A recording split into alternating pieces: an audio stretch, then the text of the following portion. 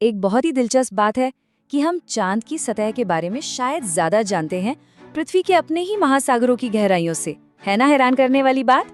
पर चलिए, आज भारत के एक ऐसे शानदार मिशन की बात करते हैं जो सोच को पूरी तरह से बदलने वाला है। ये कहानी है भारत की अपनी डीप सी लेबोरेटरी की, जो हमारे ग्रह के आखिरी अनजान मोर्चे को खंगालने का एक जबरदस्त सफर है। 6000 मीटर। जरा सोचिए इसके बारे में। ये लगभग ऐसा है जैसे माउंट एवरेस्ट की ऊंचाई का 2/3 हिस्सा, लेकिन ऊपर नहीं बल्कि नीचे, समंदर की गहराई में। यही वो अविश्वसनीय गहराई है जहां भारत अपनी नई अंडर वाटर रिसर्च लैब बनाने जा रहा है।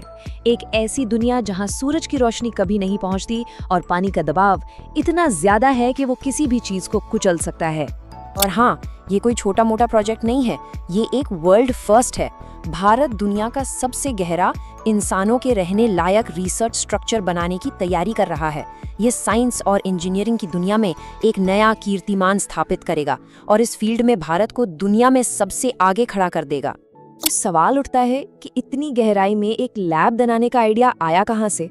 असल में इसका कॉन्सेप्ट स्पेस एक्सप्लोरेशन से प्रेरित है। इसे एक तरह से पानी के नीचे का इंटरनेशनल स्पेस स्टेशन यानी ISS समझ सकते हैं, जिसे गहरे समंदर के राज खोलने के लिए बनाया जा रहा है। ये तुलना इस प्रोजेक्ट के स्केल को समझने के लिए एकदम सही है। देखिए, जैसे ISS अंतरिक्ष में रिसर्च का एक हब है, वैसे ही ये लैब गहरे समंदर में साइंस का सेंटर बनेगी। इसका सीधा मतलब ये है कि वैज्ञानिक पहली बार लंबे समय तक समंदर की गहराइयों में रह पाएंगे और काम कर पाएंगे, ठीक वैसे ही जैसे एस्ट्रोनॉट्स ISS में करते हैं। ये समंदर की खोज में उतना ही बड़ा कदम होगा जितना ISS स्पेस की खोज में था। अब जाहिर है, इतना बड़ा और मुश्किल लक्ष्य एक बार में तो हासिल नहीं हो सकता। इसीलिए इसे पूरा करने के लिए एक बहुत ही स्मार्ट 2 स्टेप का प्लान बनाया गया है। पहले स्टेप में 500 मीटर की गहराई पर एक पायलट मॉड्यूल भेजा जाएगा। ये एक तरह का टेस्ट रन होगा ताकि टेक्नोलॉजी को परखा जा सके। और जब ये कामयाब हो जाएगा, तब असली यानी 6000 मीटर की गहराई तक जाने का बड़ा कदम उठाया जाएगा।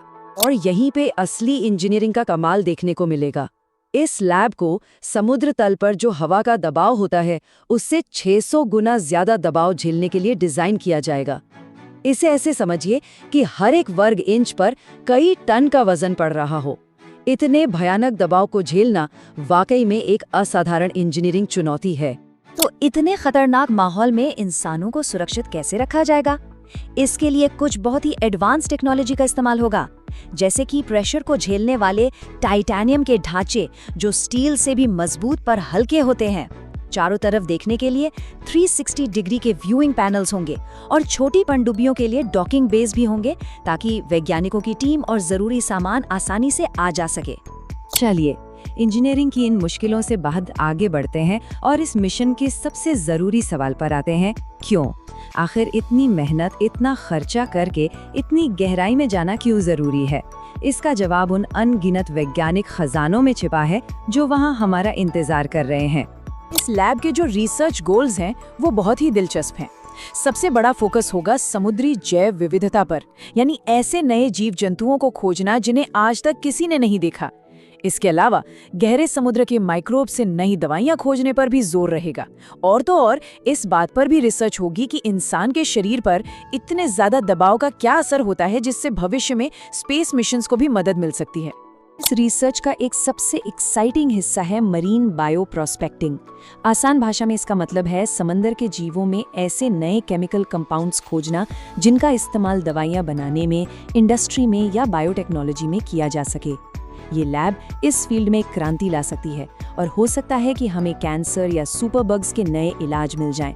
जरा सोचिए, ऐसे जीवों का अध्ययन करना जो इतने ज्यादा दबाव में जिंदा रहते हैं, इससे हमें ऐसे नए एंजाइम्स मिल सकते हैं जो हमारी इंडस्ट्रियल प्रोसेस को कहीं बेहतर बना सकते हैं।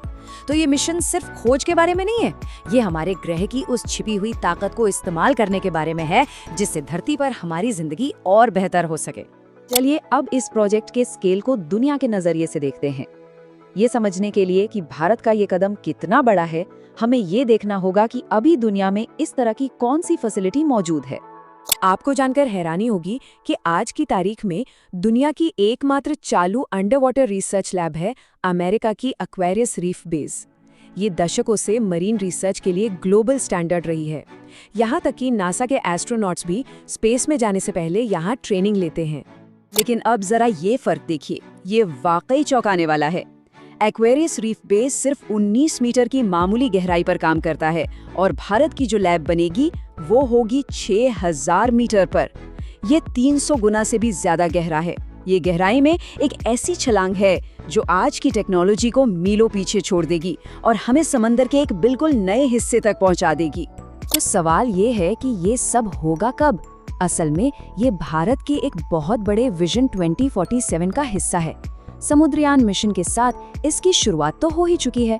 बहुत जल्द 500 मीटर वाला पायलट मॉड्यूल तैनात किया जाएगा और जो फाइनल लक्ष्य है वो है 2047 तक, यानी भारत की आज़ादी के 100वें साल पर इस 6000 मीटर वाली लैब को पूरी तरह से चालू कर देना। संक्षेप में कहें तो ये एक ऐसी पहल है जो भारत को गहरे समंदर के विज्ञान और खोज की दुनिया में एक अनडिस्प्यूटेड ग्लोबल लीडर बना देगी।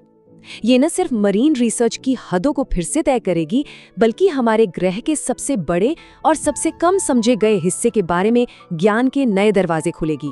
तो आखिर में एक ही सवाल बचता है, पृथ्वी के इस आखिरी अनछुए हिस्से में हमें कौन से राज मिलेंगे? क्या हमें जीवन की शुरुआत के सुराग मिलेंगे?